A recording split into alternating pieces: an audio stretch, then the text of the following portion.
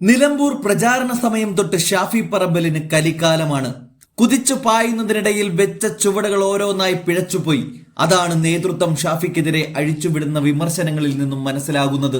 ഉമ്മൻചാണ്ടിയുടെ അരുമ ശിഷ്യനായ ഷാഫി ചായക്കടയിൽ പോയി ബീഡിപ്പുക വലിച്ചുവിടുന്ന കാരണവന്മാരോട് കുശലം പറയും.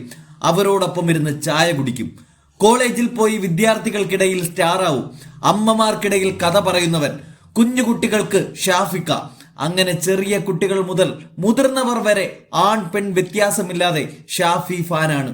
പാലക്കാട് നിന്നും വടകരയിലെത്തി CPM-ന്റെ അടുത്ത മുഖ്യമന്ത്രി സ്ഥാനാർത്ഥിയായ KK ശൈലജയെ വരെ മലർത്തിയടിച്ച് രാഹുൽ ഗാന്ധി പ്രതിപക്ഷ നേതാവായ പാർലമെന്റിലേക്ക് കോട്ടും സ്യൂട്ടുമായി ഒറ്റ പോക്കാണ്. അവിടെ നിന്നും ഷാഫിയുടെ റേഞ്ച് മാറുകയാണ്.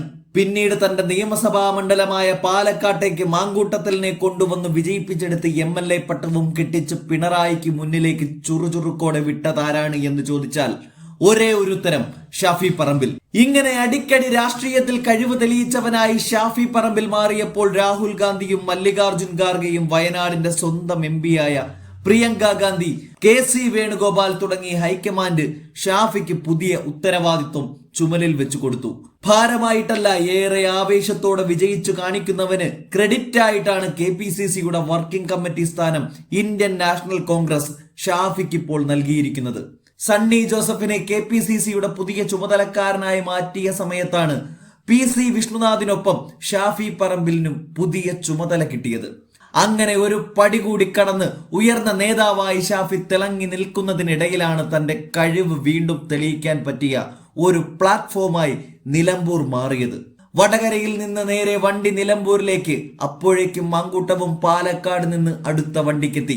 പിന്നെ ലീഗിന്റെ യുവ നേതാവ് PK ഫിറോസിനെയും കൂട്ടി ജീപ്പും എടുത്ത് നിലമ്പൂരങ്ങാടിയിൽ ജനങ്ങൾക്കിടയിലേക്ക് ഇറങ്ങി. അൻവറിസത്തെയും പിണറായിസത്തെയും ഒരുപോലെ തോൽപ്പിക്കാൻ മൂവർ സംഘം കളം നിറഞ്ഞാടിയ ഒരു പാതിരാത്രിക്ക് ഷാഫിയുടെ വണ്ടിക്ക് പിണറായി പോലീസ് ഒരു കൂസലും കൂടാതെ കൈ കാണിച്ചതോടെ ഷാഫിയുടെ കതറിൽ അല്പം പൊടി പിടിച്ചു തുടങ്ങിയതാണ്. മാങ്കൂട്ടം മുന്നും പിന്നും നോക്കാതെ തെരഞ്ഞെടുപ്പ് ഉദ്യോഗസ്ഥരോട് കയർത്തതോടെ പാരിതോഷികം കിട്ടിയത് ഷാഫിക്കായി പോയി. നിലമ്പൂർ തെരഞ്ഞെടുപ്പ് വിജയം ആഘോഷിച്ച് ഷൗക്കത്തിന്റെ സത്യപ്രതിജ്ഞയും കൂടി കഴിഞ്ഞതോടെ ഷാഫിക്കെതിരെ തിരിയാൻ തുടങ്ങി നേതാക്കൾ. എന്നാൽ തെരഞ്ഞെടുപ്പ് കഴിഞ്ഞ ഉടനെ തന്നെ സതീശന്റെ പിള്ളാർക്കെതിരെ ചെന്നിത്തല വാളോങ്ങി തുടങ്ങിയിരുന്നു. ചെറുപ്പക്കാർ കുറച്ചുകൂടി പക്വതയോടെ പെരുമാറണമെന്നാണ് ഷാഫിയെയും മാങ്കൂട്ടത്തെയും ഉന്നം വെച്ചുകൊണ്ട് കുറച്ച് ദിവസങ്ങൾക്ക് മുന്നേ ചെന്നിത്തല പറഞ്ഞത്. അതിനു പിന്നാലെ വടിവാളോങ്ങിയത് ഉണ്ണിത്താനാണ്. ഉണ്ണിത്താൻ ഭീഷണിയുടെ സ്വരത്തിലാണ് സകല നേതാക്കളെയും കഴിഞ്ഞ ദിവസം വരച്ച വരയിൽ നിർത്തിയത്. 1968 മുതൽ ഈ പാർട്ടിയിലുള്ള എന്നെ കൊണ്ട് അധികം പറയിപ്പിക്കരുത് എന്ന ഒരു ഒന്നൊന്നര സ്റ്റൈലിലായിരുന്നു ഉണ്ണിത്താന്റെ കത്തിക്കയറൽ.